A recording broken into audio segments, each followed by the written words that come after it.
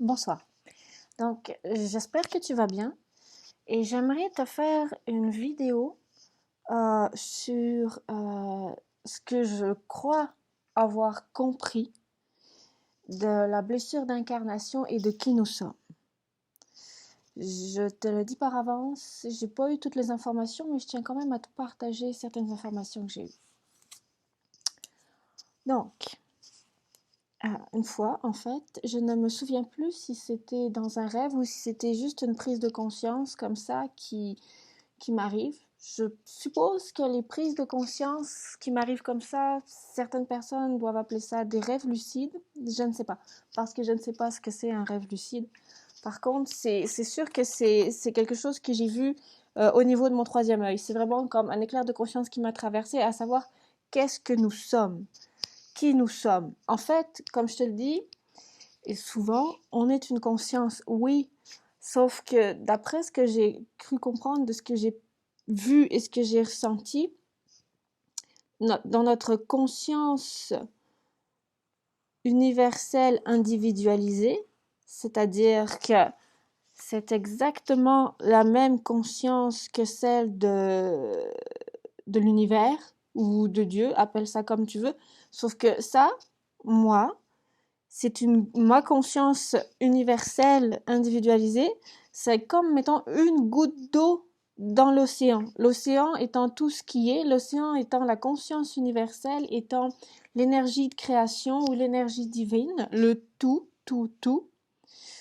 Ben ça, c'est ma conscience dans le cosmos. Ça, c'est...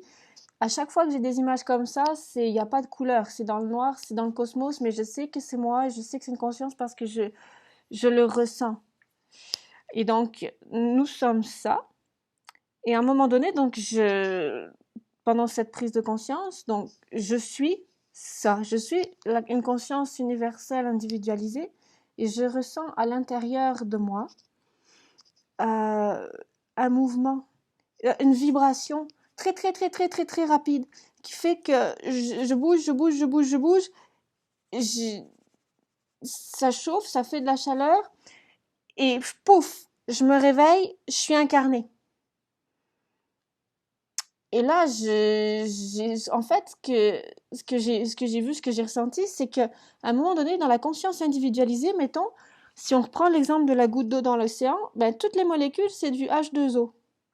Ok, c'est 2 hydrogènes pour un oxygène, par exemple. Je peux pas te dire, ou alors comme du gaz, du CO2, c'est des molécules de carbone et des molécules d'oxygène. Je veux dire, prends le gaz que tu veux dès l'instant où, d'après ce que moi j'ai vu et compris, il y a comme 2 molécules, 2 atomes. Donc, ma conscience, qui est composée d'H2O, ici, H2O, de l'eau, en augmentant en fréquence ou en descendant en vibration, je ne le sais pas, fait que, en fait, les molécules d'hydrogène vont d'un côté et les molécules d'oxygène vont de l'autre côté. Elles se séparent. Et moi, c'est là où je me suis réveillée en disant je suis là, je suis incarnée.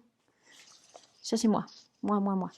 Puis là, ben je sais pas, c'est un point d'interrogation. Je sais pas si c'est une autre personne incarnée ou si ça reste une conscience comme ce que les gens appellent un guide spirituel ou une conscience désincarnée. Je sais pas, mais je sais que j'étais le tout. J'étais l'oxygène et l'hydrogène et je suis devenue l'oxygène et je sais qu'il y a l'hydrogène qui est devenu hydrogène aussi. Et moi, je comparais par exemple l'oxygène à l'énergie yin et l'hydrogène à l'énergie yang. C'est moi qui fais un comparatif, c'est moi qui fais une comparaison. Je suis pas en train de dire que l'énergie yang est composée d'hydrogène et que l'énergie yin est composée d'oxygène. Pas du tout. Je dis qu'à la base, on est énergie, qu'on est de l'énergie yin et de l'énergie yang et que effectivement, Moi, je l'ai compris comme un processus d'incarnation. Effectivement, on est une énergie yin, énergie yang unifiée et soudainement, on se sépare. L'énergie yin se sépare de l'énergie yang. Et moi, qui étais l'énergie yin, je suis devenue incarnée. Et je ne sais pas ce qu'est devenu l'énergie yang, mais c'est moi aussi. C'est l'énergie yang de ma conscience individualisée, donc c'est moi. Mais je ne sais pas ce qu'elle est devenue. Moi, je sais que l'énergie yin, moi, je me suis incarnée.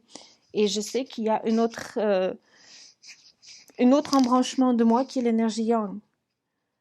Donc, en fait, si on le résume à ce que les gens appellent le yin et le yang, ou le cercle du yin et du yang, comme ça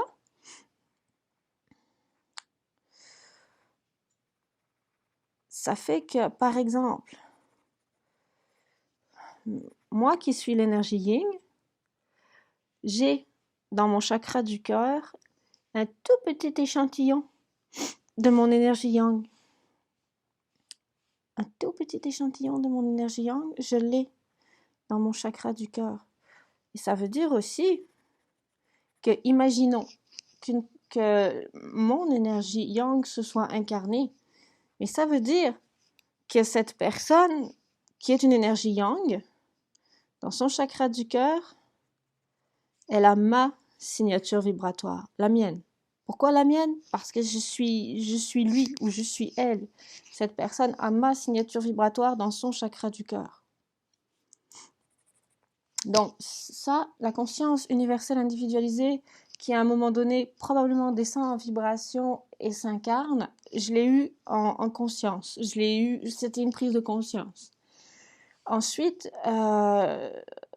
le fait que je parle d'énergie yin qui est moi dans mon chakra du cœur, ça je le sais parce que mon énergie est claire, dans le sens où j'ai appris, ça m'a pris plusieurs années, mais j'ai appris à aller à l'intérieur de moi, j'ai appris à me connaître, j'ai appris à connaître ma vibration, je parle au niveau énergétique, j'ai appris à nettoyer, à transmuter tous les blocs d'énergie lourde qui effectivement, selon mon ressenti et mon expérience, encrassent le chakra du cœur.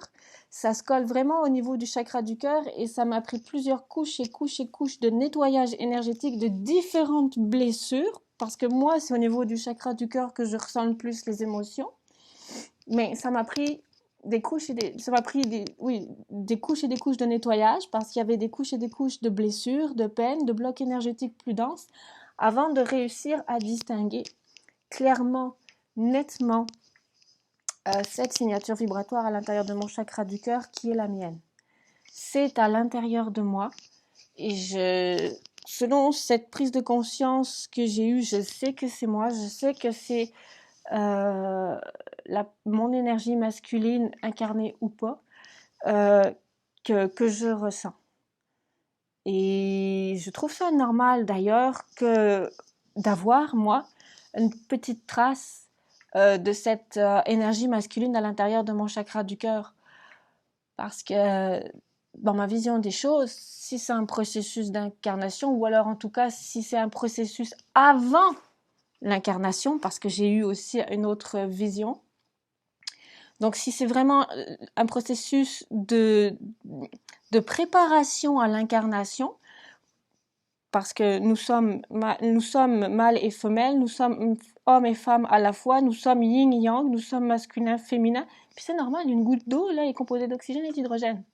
Alors, si nous on est tout ce qui est, puis la goutte d'eau, elle est exactement la même chose que l'océan. Si nous, notre conscience individualisée est une goutte de la conscience individualisée universelle, puis si Dieu est Père-Mère, ou si nous, on est composé d'oxygène, d'hydrogène, ou si on est composé de yin et de yang, d'énergie masculine, d'énergie féminine, Dieu aussi est Père-Mère. Dieu aussi est composé d'énergie masculine et féminine. Et c'est normal qu'on ait une signature vibratoire de nous-mêmes à l'intérieur du chakra du cœur, qui est en fait notre autre partie, incarnée ou pas. Parce qu'à un moment donné, je veux dire, je vous apprends pas de grosses nouvelles, mais à un moment donné, on sera plus incarné. Donc, il va bien falloir se réunir en tant que goutte d'eau unifiée, goutte d'eau père-mère ou goutte d'eau yin-yang, comme la conscience universelle, yin-yang comme la conscience divine, comme la conscience qui est Dieu, qui Dieu est père-mère, nous sommes père-mère. Donc c'est normal qu'on ait de façon inaltérée et inaltérable la signature de qui nous sommes pour pouvoir se réunifier ou commencer la réunification de notre conscience universelle individualisée, parce que, je vous le répète, on ne sera probablement pas incarné ad vitam aeternam. Par contre, on est une conscience ad vitam aeternam. Et si, en tant que conscience universelle individualisée, on a choisi d'expérimenter qui nous sommes en tant que Dieu Père-Mère, puis que ce couple, qu'on pourrait éventuellement appeler un couple divin, a choisi d'expérimenter pour X raisons l'incarnation, mais peut-être que ce processus, parce que moi, comme je vous dis, je me suis réveillée, j'étais incarnée, mais selon moi, ce processus est une étape préalable, une étape préparatoire à l'incarnation. Parce qu'il y a comme... J'ai eu une autre prise de conscience, par exemple, que celle-ci, moi, je pourrais appeler, selon ma vision des choses, la blessure d'incarnation. C'est-à-dire que, par exemple, à un moment donné, une autre prise de conscience, un rêve lucide, comme ce qu'appellent les gens, où je suis dans un endroit, toujours un endroit énergétique, plutôt sombre. Moi, je pense que la pure lumière divine, ça ressemble au cosmos, il n'y a pas vraiment de couleur, c'est plutôt noir, plutôt neutre, selon moi. Je pense que l'idée de la lumière blanche, c'est plutôt une idée de fausse lumière. Mais en tout cas, à un moment donné, je suis dans un endroit plutôt sombre et je ressens une présence à côté de moi qui m'explique des choses. Parfait, moi je suis là. Je suis là.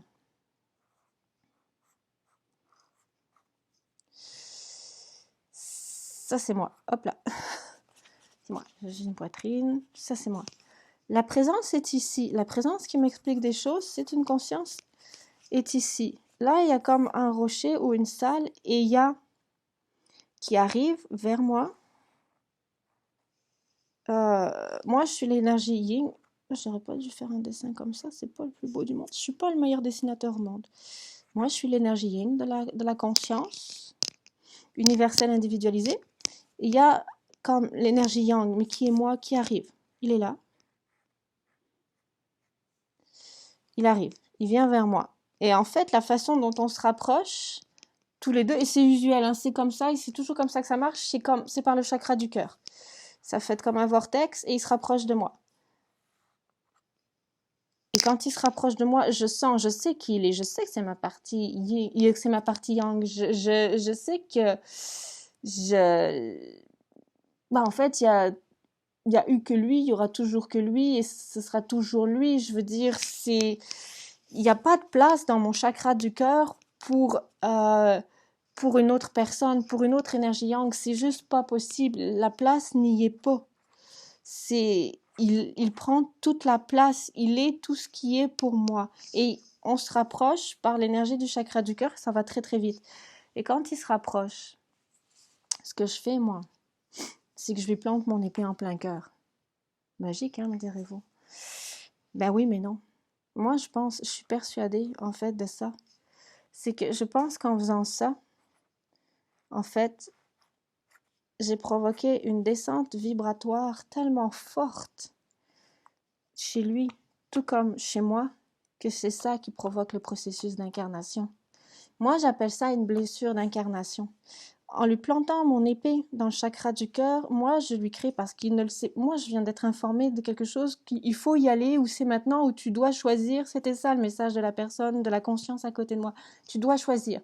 Soit c'est lui, soit c'est toi, mais il y en a un qui doit y aller, il y en a un qui doit descendre et choisis. C'est à moi que cette conscience a dit ça. C'est à moi, l'énergie yin, que cette conscience a dit ça. Choisis. Soit c'est lui, soit c'est toi, mais il y en a un qui y va, il y en a un qui descend. Et il arrive, je lui plante mon épée en plein cœur. En faisant ça, moi, je sais que je pourrai plus jamais aimer. Comme je vous dis, il n'y a pas de place pour quelqu'un d'autre dans le chakra du cœur.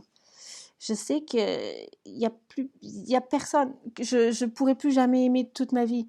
Donc finalement, en faisant ça, comment je peux expliquer ça? La sensation que j'avais, c'est si je le... Parce que cette conscience m'a dit, soit c'est lui, soit c'est toi. Mais je sais que si je l'avais laissé lui se sacrifier pour moi et descendre en vibration ou mourir, parce que l'incarnation, c'est comme mourir en fait. Hein.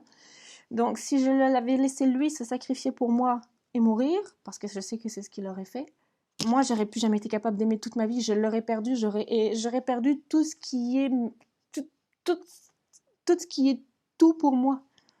C'est juste pas possible parce qu'il serait mort et je serais morte sur le champ. Donc, dans ma vision des choses, c'était plus acceptable de le tuer moi, afin que moi, par ce geste abominable, en fait, ce premier geste abominable de toute ma vie de conscience yin dans une conscience universelle individualisée yin-yang, liée par le chakra du cœur. Donc, dans cette conscience individualisée yin-yang, mais de cette conscience universelle individualisée, mais yin-yang, unie par le chakra du cœur, moi, si lui mourait, je pourrais plus jamais aimer. Donc, c'est mieux que moi, je le tue, donc qu'il reste là où j'étais, c'est-à-dire non incarné, que moi, par ce premier geste inacceptable, j'attire sur moi tous les malheurs du monde, c'est-à-dire je descends en vibration et je m'incarne. C'est vraiment, vraiment, vraiment mon ressenti. C'est vraiment, vraiment, vraiment mon interprétation des choses. Je pense que la conscience individualisée qui se sépare en énergie yin, en énergie yang, mâle et femelle, et qui est reliée par le chakra du cœur et qui vit très bien à deux dans la même bulle, est un processus probablement, je ne sais pas, mais en tout cas, pour ceux qui sont sur Terre, préalable au processus de blessure d'incarnation. Parce que là, nous sommes dans la même bulle. Nous sommes dans la même bulle. Mais on est deux dans la même bulle. Nous sommes dans la même bulle, on se déplace, on se rejoint par le chakra du cœur. Mais on est dans la même bulle. Et là, ben moi, en faisant ce geste-là, j'attire sur moi tous les malheurs du monde. C'est pas grave, de toute façon, je pourrais plus jamais aimer. Il prenait toute la place, il était tout pour moi, il sera toujours tout. Donc bon. Et moi, au moins, je mourrai, je vais mourir parce que l'incarnation, dans ma vision, c'est vraiment la mort. Et lui, il restait, je le tuais, oui, mais il restait comme non incarné, donc il restait, dans ma compréhension des choses, relativement safe, non incarné. Maintenant, après, ça, c'était me leurrer un tout petit peu sur les prises de décision de ma conscience yang individualisée, dans le sens où, en fait, finalement, ce que je veux dire, c'est que moi, une fois que je l'ai tué et que je lui ai infligé une belle blessure de trahison,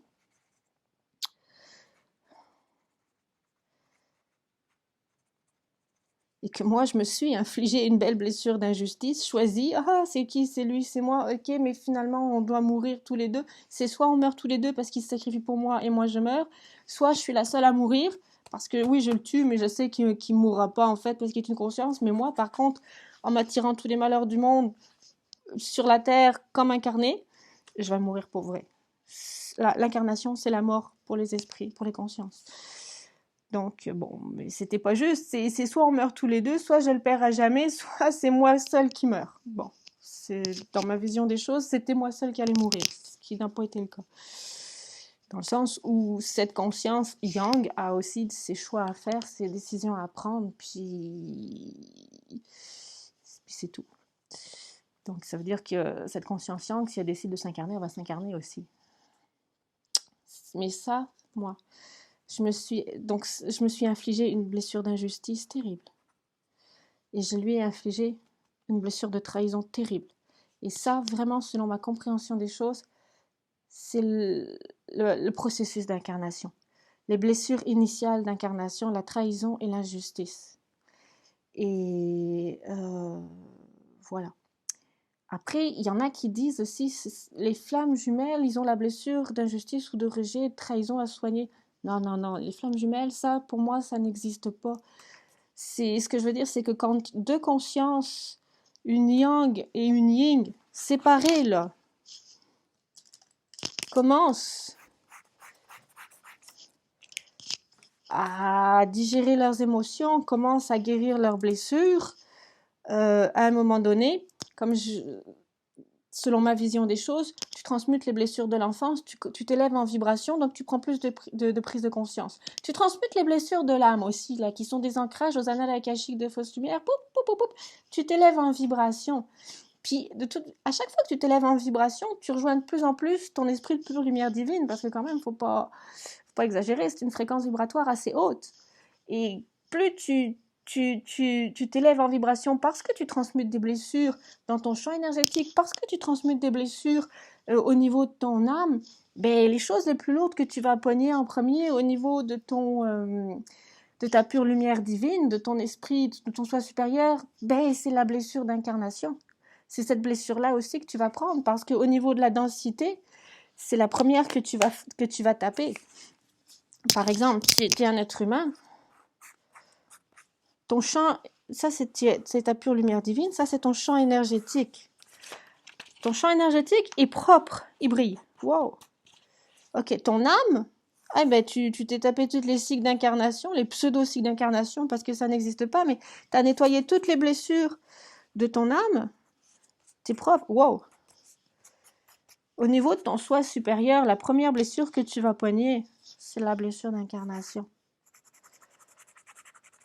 C'est la première blessure que ton soi de pure lumière divine s'est infligée à elle-même pour descendre en vibration. Et quand je dis s'est infligée à elle-même, c'est parce que ton soi de pure lumière divine, il est androgyne, il est mâle et femelle, il est yin et il est yang. Tout comme Dieu est androgyne, il est mâle et femelle, il est yin, il est yang. Tout comme ta conscience individuelle, ta conscience universelle individualisée est mâle et femelle, et yin et yang.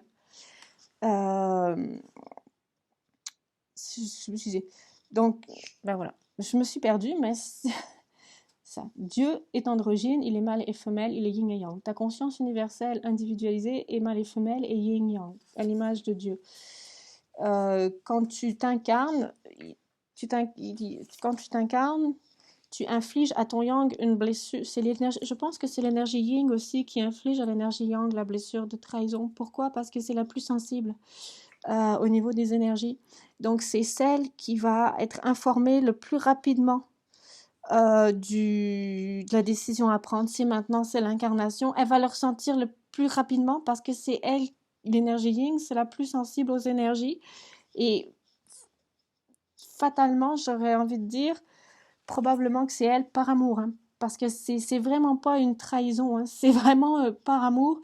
C'est vraiment elle qui va choisir de tuer l'autre pour qu'il reste safe, non incarné, afin de s'incarner elle, l'énergie yin. Donc, je sais qu'en incarnation, on l'oublie parfois, parce qu'en incarnation, quand on a purifié nos blessures de notre champ énergétique, quand on a purifié les blessures de notre âme et qu'on pogne la blessure d'incarnation de notre soi de pure lumière divine qui est androgyne, et nous aussi, hein, on a l'énergie masculine et féminine ou l'énergie yin-yang à l'intérieur de nous et c'est équilibré. Hein. Ça, on l'a dans le corps. Et on l'a aussi au niveau de la pure lumière divine. Et c'est normal qu'on l'équilibre dans le corps et que ça s'équilibre au niveau de la pure lumière divine. Mais ce que je veux dire, c'est que... Ouais, bref. Je me suis encore perdue, je suis désolée, mais c'est quand même une réflexion à plusieurs étages. Et donc, c'est ça. L'âme est purifiée. On pogne la blessure d'incarnation de la pure lumière divine, mais c'est ça. On va poigner la blessure qu'on a infligée à notre partie, que la partie yin a infligée à la partie yang, à transmuter. Ça, c'est lourd. Ça fait mal. Pensez-y, là. Cette blessure-là, là, de votre esprit de pure lumière divine, là, cette blessure-là, c'est tout son monde qui s'écroule, là. Ce que je veux dire, c'est que c'est pas drôle pour l'énergie yin de tuer la seule personne au monde qu'elle aime, juste parce qu'elle ne veut pas que cette personne-là ou que cette énergie-là se sacrifie pour elle, parce que de toute façon, si cette autre personne-là L'énergie yang elle n'est plus, pensez-y, c'est vraiment ce que j'ai ressenti, ce que j'ai conscientisé, c'est atroce. C'est une blessure atroce. Et quand cette blessure, je parlerai juste de moi, d'injustice se réveille, ça fait mal. La douleur est telle que moi, dans mes énergies, dans ce que j'ai vécu, dans ce que je crois avoir compris, juste au niveau de la douleur, ça m'a pris 2 semaines à digérer. D'habitude, on a une douleur, on pleure là. Un jour, 2 jours, 3 jours. Ok. Mais là, ça m'a pris 2 semaines. C'était tout mon monde qui s'écroulait à l'intérieur de moi. C'était tout mon monde qui s'écroulait à l'extérieur aussi. Pendant ces 2 semaines, mais ça a été la catastrophe dans ma vie. Là. J'ai vécu, puisque l'extérieur reflète ce qui se passe à l'intérieur, j'ai vécu, mais injustice sur injustice sur injustice sur injustice. Là. Ça a été juste une horreur pendant que j'étais en train de cicatriser cette blessure-là. Et encore, c'est même pas moi qui l'ai cicatrisée parce que je l'ai vu. C'est mon soi de pure lumière divine qui l'a cicatrisée pour moi, qui l'a cicatrisée à ma place. C'est d'elle qui est venue la guérison. Et ça a duré 2 semaines. Et je suis quelqu'un qui transmute quand même assez vite. Donc voilà. Donc j'aimerais dire à toutes les personnes qui disent que les flammes jumelles ont les blessures de trahison et d'injustice ou de rejet à guérir. Non, les flammes jumelles, ça n'existe pas. Ce sont des personnes qui sont arrivées relativement loin dans leur parcours de guérison de leurs blessures du champ énergétique, de leurs blessures des vies, des incarnations simultanées dans leurs âmes et qui sont en train de commencer éventuellement peut-être à entrevoir la blessure d'incarnation de leur être de pure lumière divine, yin-yang ou masculin-féminin. Selon moi. Selon moi, les flammes jumelles, ça n'existe pas. On est tous incarnés. On est tous une conscience divine individualisée. Et cette blessure d'incarnation, on l'a tous. Et j'aimerais aussi juste rappeler aux énergies yang qui ont vécu ça comme une trahison que, en fait, ça n'en était pas une. C'est une cicatrice qui reste comme une blessure de trahison. Oui, je le comprends, je le conçois, je l'ai vu dans son regard. De toute façon, il n'a pas compris ce qui se passait parce que c'était juste moi qui étais au courant que c'était le temps de s'incarner. Lui ne le savait pas parce qu'on ne lui a pas dit. Hein. Dans ce sens, effectivement, ça pourrait ressembler à une trahison. C'est-à-dire, c'est pas votre énergie yin qui vous a trahi dans... Oh, je m'excuse, ça me fait mal. C'est pas votre énergie yin qui vous a trahi, c'est plutôt le fait que vous n'étiez pas au courant que c'était maintenant le temps de l'incarnation. Parce que sinon, probablement, vous auriez fait exactement la même chose, ou vous auriez fait exactement ce que cette énergie yin voulait éviter, c'est vous sacrifier à sa place.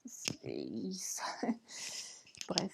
Mais comme je disais, l'énergie yin, c'est difficile de pas... Pour une énergie yin, c'est difficile de pas avoir, de pressentir, de pas percevoir l'information de l'énergie avant l'énergie yang.